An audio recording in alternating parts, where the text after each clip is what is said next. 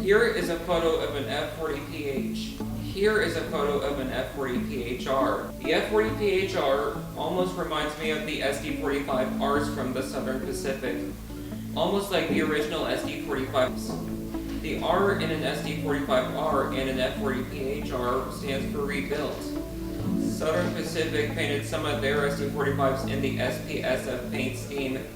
This paint scheme is also called Kodachrome by fans who saw a similarity between its red, yellow, and black colors and the colors of Kodachrome film boxes.